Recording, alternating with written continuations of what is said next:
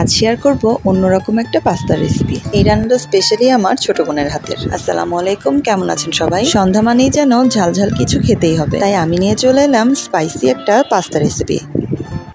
প্রথমেই একটা কড়াইয়ে অল্প পরিমাণে পেঁয়াজ, আদা, রসুন আর কাঁচামরিচ দিয়ে অনেকটা সময় ধরে একটু ভেজে নিতে হবে। আর এর ভিতরে অ্যাড করতে হবে সামান্য পরিমাণে লবণ আর মরিচের গুঁড়া। ভেজে নরম হয়ে আসলে এর মধ্যে পাস্তাগুলোকে ছেড়ে দিতে হবে। আমরা সচরাচর পাস্তাগুলোকে সেদ্ধ করে নিয়ে তারপরে রান্না করি, কিন্তু আমার ছোট বোন রান্না করে নিজের মতো করে। পেঁয়াজ, আদা, রসুনের মিশ্রণের সাথে পাস্তাগুলোকে ভালো মতো নেড়েচেড়ে নিতে হবে।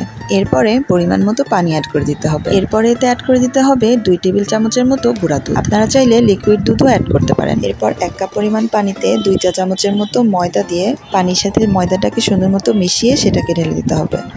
এই পর্যায়ে দিতে হবে ম্যাজিক মশলা, তবে হাতের কাছে না থাকলে এটাকে স্কিপও করতে পারেন। কিছু সময় নাড়াচাড়া করার পরে দেখবেন পাস্তাটা অনেক সুন্দর ঘন হয়ে এসেছে। পানিটা একটু টেনে আসলে নামিয়ে নেবেন।